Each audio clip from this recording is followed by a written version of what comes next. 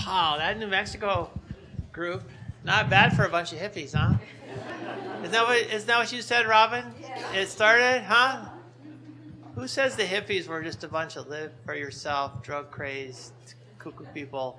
Look at that. That is just a model for all the rest of us. And do we have that here in Tucson? Because I'm from the state north of here, Phoenix. So you guys are doing the same thing? Similar? That's amazing. I have a math problem that I need worked for me. If you could just take out your pad if you're good at math. 6.5 million, that's the population of the state. I need you to take that times 140, which is the average number of pounds of flour that we consume in Arizona per capita. So 6.5 million times 140. Okay, does anyone have the answer? If you have the answer, just write it down. And that gives us the number of pounds of flour consumed in the state. Then divide that by about 2,000. So that's the yield, average yield per acre of dryland farmed wheat. I know we're going to irrigate here, but what do you come up with in terms of acres? So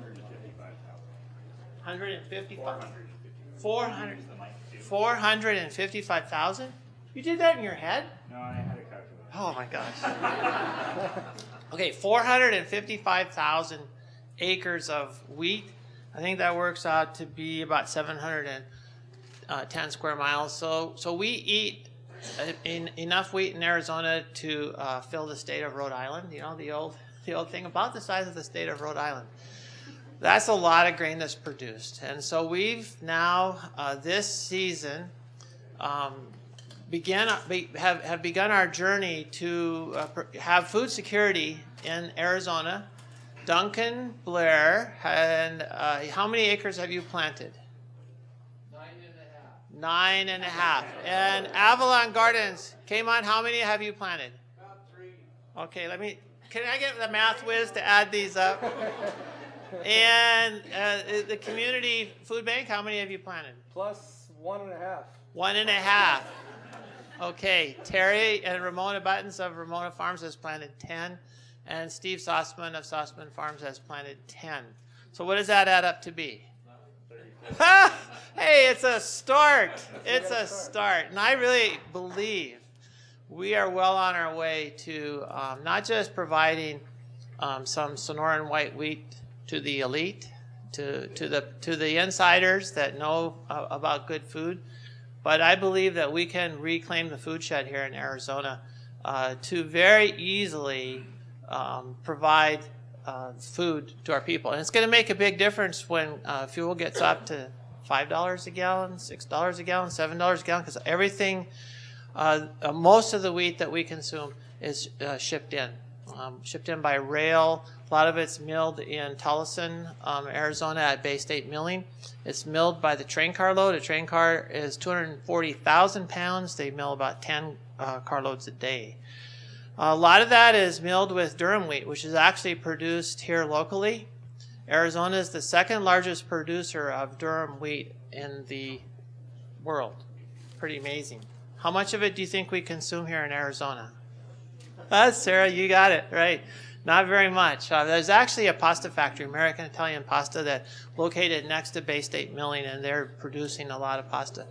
But the fields that I've been a part of, when it's harvested, it's loaded in a truck, it's taken to a grain terminal. The terminal loads it in rail cars that take it to Houston. It's loaded on ships. The ships go to Italy. And from there, because it's the finest wheat in the world, the Italians use it to blend with lower quality wheat to create their world-class pasta. Most of it's consumed in Europe. Not much of it makes it back here. That's amazing. The potential food that's grown here gets shipped out. We actually got our hands on some. It's called Arizona Golden Durum. We have an Italian baker that made a semolina loaf with it. That was the most amazing bread I've ever had. One thing that's exciting about it is we mill it, and when they make the bread, it's as yellow as a egg yolk, or it's orange like an egg yolk, because that's the color that comes out in the semolina part of the durum. by the way, as you start pondering this, the second or another big crop that we have here is cotton. If you look in Land's End, or you go to the that dates me. Eddie Bauer, see, that's old too. Well, you know, where all you young people buy your clothes? When you get cotton, they always talk about Pima cotton. Yeah, that was invented here. It's grown here. It really kind of depletes the soil, but it's all shipped off. When you see the containers come here from China, if you drive to California and see those container trains coming in, or you see that container train coming down, or going back and forth here, it's all the Chinese and Asian goods coming here. What do you think they put in those containers when they ship them back? They put in cotton. They put in wheat. They put in alfalfa. So, the giant sucking sound that you hear is our agricultural products being shipped out. And then if we want to eat something good, it gets shipped back here using a lot of carbon to get it back into this state. So I'm really excited. About 2 years ago, I met Suzanne Nelson of Native Seed Search. I wrote to her through email because I was trying to find a farmer that would be growing heritage grain. I got this really stupid idea. This is not a Tim Tebow moment, but I thought, well, if Jesus said he was the true bread, he wasn't saying much because bread's pretty bad. So I thought, let me see if I can get a hold of some of the grain that would be heritage, like heritage tomatoes and other heritage grain that we were growing, or produce that we were growing. So I began my search, and I got the response back from Suzanne, no, we sell seed packets, but we don't have anybody that's growing out the heritage grain. But she said, you need to talk to Gary. I had no idea who Gary was, and I'm reading this book called Where Our Food Comes From, Gary Nabhan.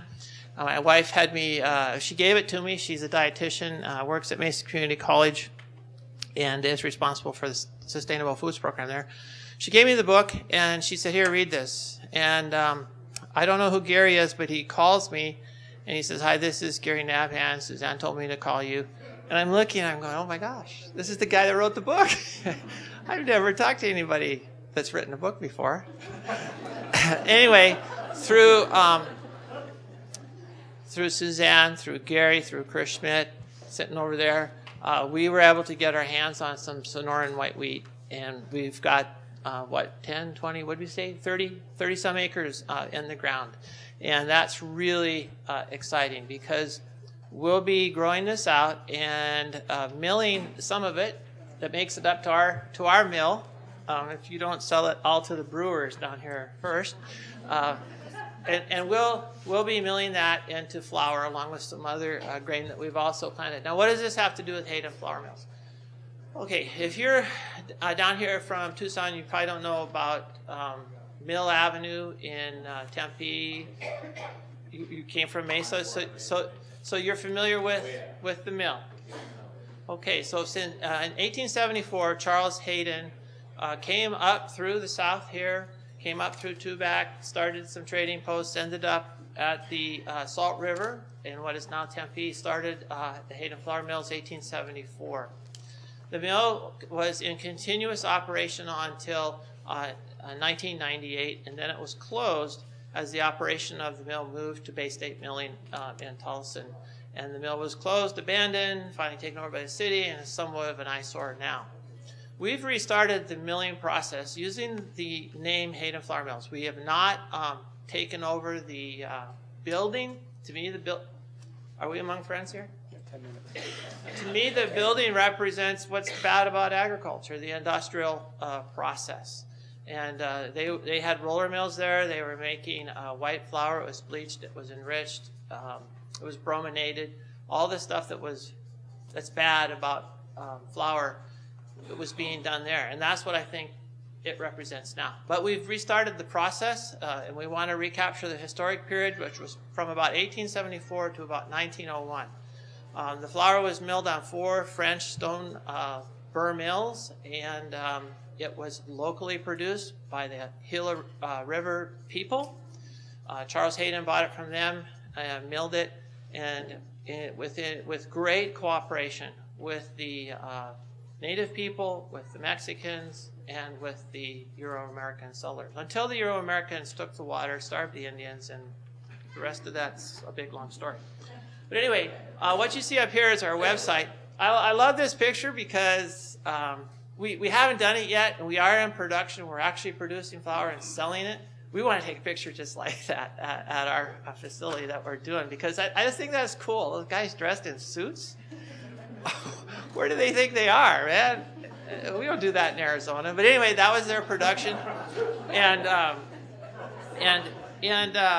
that building still stands, and we've adopted the name. So this is what it looked like years and years ago. You had the flour sacks out here, and the mill in the background, and then later on the silos were built. Well, we went ahead and acquired a stone mill. The stone mill is actually made in Austria. We imported it. Quite a long story there, getting it here. This is it being stored in my garage, and we eventually then installed it in the back half of a restaurant in Phoenix that's owned by a gentleman by the name of Chris Bianco. Chris Bianco is famous in Phoenix and also on a national scene for being a guy that really let's see what happened. Really supports local food movement. 23 years ago, he was scratching around Arizona trying to find local products that he could feature in his restaurant, and that really gave him the edge to where he actually became known as having one of the top pizzerias in the United States. Today, he's starting restaurants now with Jamie Oliver, the TV chef you may have heard about, and you'll see a few other projects. He's collaborating on a project with Gary and doing some cool stuff. But he graciously said, "Why don't you put your mill in my place?" And I said, "Well, so what do you want? Part of the business? You want to, take everything I have?" I'm just thinking that. I'm not saying it. He goes, "No." That's how he got started. Somebody believed in him and set him up so he could start doing his pizzas. And he says, "I'll do the same for you. Just don't make a mess." So anyway, this is in the back of his shop. This is my daughter. This is myself. And I'm going to show you some of the things here. This is actually this morning when I walked in, I didn't get to see the whole thing, but they talked about building networks. So when we started the mill, we didn't have any grain local. Okay, we had the durum, but nothing else. So I went to a conference, and the lady that you see there on the right is Janice Cooper. Janice Cooper is the director of the California Wheat Commission. She was at a organic kind of bakers conference. I'm thinking, wait, aren't these people the enemy? They're the big industrial farms. I'll tell you this, and I'm kidding, by the way. These are great people. Janice Cooper has such a heart for what we're doing. She really believes in small-scale production. She believes in bringing back the heritage grain. And so it was so great to meet her because she said, "Jeff, what do you need?" And I said, "I need grain, preferably organic, preferably, this, that, and the other thing." And she says, I'll help you. So she went back to California and found producers that were willing to work with me. So we then brought in corn. Well, you'll see I'll show you the product list here and stuff. But building those networks, and it's been the same here. Meeting many of you in conferences and symposiums. These are great events to share and meet and figure out what the opportunities are. So Jaime, thanks for sponsoring this one, and Native Seeds did theirs, and I've been to several of those. I'll go back up here. Oh, by the way, so you grow this grain. Most consumers have no clue what to do with the grain, and so we're always posting on here recipes. We're trying things out. We're doing things that will help people understand what they can do with it. A lot of the young people are into making cakes and cupcakes, and they like the polenta, and so we really try to adapt to what the market is. We're not just trying to get people making complex artisan breads that require 24 hours of fermentation and folding and all this kind of stuff. That's too hard for most people. So we do a lot of experimentation, and then publish them here on the blog. And it's very helpful. Then when people buy this stuff, they say, "What do you do with it?" Oh, go to our website. You can see some things we've tried, and it's very helpful. By the way, this is just the first planting in Queen Creek. We had the drill here loaded up with a grain called emmer. Emmer is a precursor to wheat. We're really excited about that. Here's our grain school. Let me go up here. Okay. This is another one of our farmers. This is Ramona Button. Ramona is from the Gila River community, and her husband Terry. They manage 4,000 acres on the land there, but and growing cotton and all those industrial crops. But they've carved out a small portion of the land for us to grow some of these heritage grains. And so that's really exciting for us because they do have the infrastructure to support, what we're doing. Some of you guys have taken your grain up there to Terry to get clean. So the question is about how do we overcome the price differential? How do we pay premium prices? How do we not pay the California standard prices? And that is, we're willing to take a lower markup on a lot of our local products. If we can make 3 cents on a dollar on everything that we do, we're good with that. Which was, I think Louis said, 30%, which is about that same markup. And Dan said, or somebody said earlier about volume. Well, even though we're just a drop in the bucket, a small organization, our volume is such that we make more money on some of our national products. And on some of that literature that I showed you, you will see that we do carry some national brands. And we cover the overhead on our warehouse by selling Organic Valley, by selling a variety, Applegate Farms, by selling some of the national brands. And that's how we support our local farmers, so that we don't have to charge them. Is that 3 cents or 30 cents? 3 cents. 3 cents? 3 cents on a dollar. Yep, that's about the average for grocery stores. And we're basically a grocery store, so if we can do 3 cents on the dollar, we're happy. I'll take back there and then here. Is there a relationship between what you're doing and Dreaming New Mexico? Dreaming New Mexico used our model in their study. And so we did a lot of interviews with Peter and some of the other Dreaming New Mexico folks. So you'll see it, a lot of our model in their study about how to create this food shed.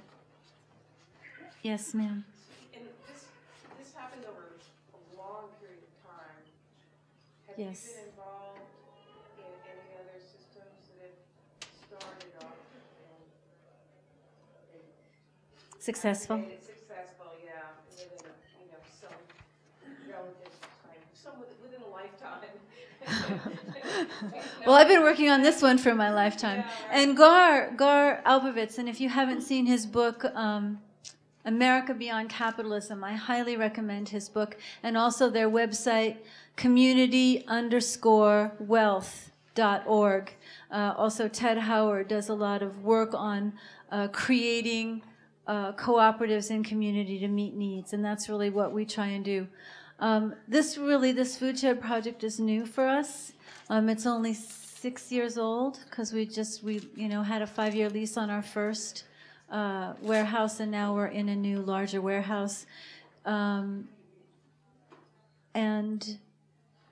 no, other than this, I've been working with La Montanita for so long now, I can't really say. We work with the Sweetgrass Beef Producers Co-op. That's 3 years old, and that is extremely successful. And I really believe that collaboration between co-ops of many producers and small business people coming together, that's really how you get to that level where it just sort of takes off. So you could possibly involve co-ops in Phoenix and Tempe and Tucson and Bisbee and Syracuse around the state, in a sense? Yes.